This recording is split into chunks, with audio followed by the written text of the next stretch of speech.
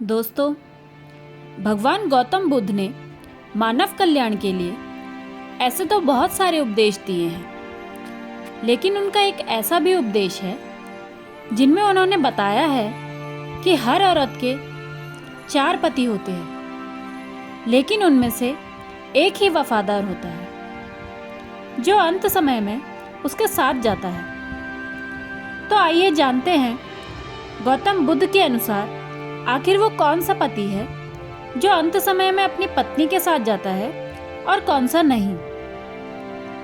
भगवान गौतम बुद्ध सुनाया करते थे कि हर औरत के 4 पति होते हैं और पुरुष की 4 पत्नियां होती हैं।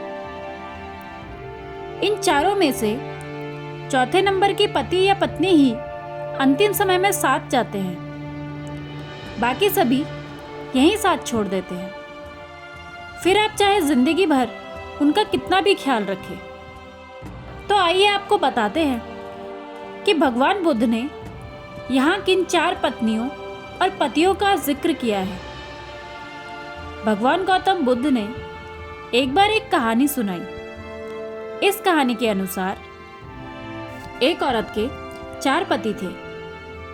उसका जीवन उनके साथ अच्छे से बीत रहा था, लेकिन कुछ समय बाद वो औरत बीमार पड़ गई। हालत इतनी खराब हो गई कि उसे एहसास हो गया था कि अब बच पाना मुमकिन नहीं। ऐसे में उसने अपने पहले पति से कहा कि मैंने जीवन में तुमसे बहुत प्यार किया है, अब मैं संसार से जाने वाली हूँ, क्या तुम मेरे साथ चलोगे? पहले पति ने कहा, प्यार तो मैं भी आपसे करता हूँ, लेकिन साथ नहीं जा सकता। आपकी मृत्यु के साथ ही हमारे अलग होने का समय भी आ गया है। दूसरे पति से पूछने पर उसने भी साथ चलने से इनकार कर दिया और तीसरे ने भी इनकार कर दिया। मृत्यु को और करीब पाकर औरत की सारी उम्मीदें खत्म हो जाती हैं, लेकिन फिर भी वो हिम्मत जुटाकर अपने चौथे पति से भी वही सवाल करती है। इस पर चौथा पति कहता है कि देवी, मैं आपसे अलग कभी नहीं रह सकता। आप चाहे जहां भी जाएं, मैं आपके साथ जरूर चलूंगा। कौन है ये 4 पति? इस कहानी का सार बताते हुए गौतम बुद्ध कहते हैं कि हर औरत के 4 पति होते हैं और हर पुरुष के 4 पत्नियां होती हैं, लेकिन सिर्फ चौथे नंबर वाला ही साथ जाता है। पहला पति या पत्नी है आपका अपना शरीर।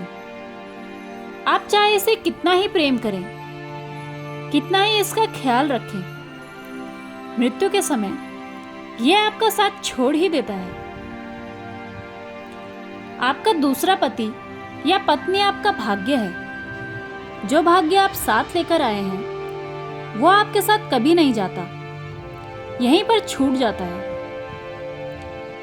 तीसरा पति या पत्नी आपके रिश्ते नाते हैं। माता पिता, भाई बहन या अन्य कोई भी सगा संबंधी सिर्फ तब तक ही आपके साथ है जब तक आप जीवित हैं।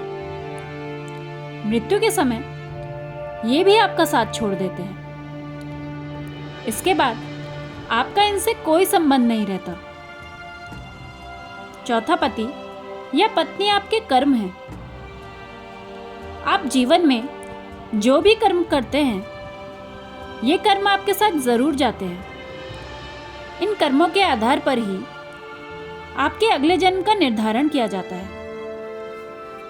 दोस्तों, इस कहानी से हमें ये सीख मिलती है कि रुपया, पैसा, धन दौलत, गहरे से गहरा रिश्ता भी अंतिम समय में हमारा साथ छोड़ देते हैं। यहाँ तक कि हमारा सुंदर शरीर और चमकता हुआ भाग्य भी हमारे साथ नहीं जाते हैं। जाता है तो सिर्फ कर्म। इसलिए अच्छे से अच्छे कर्म करें, क्योंकि कर्म के आधार पर ही आपके अगले जन्म का निर्धारण होगा।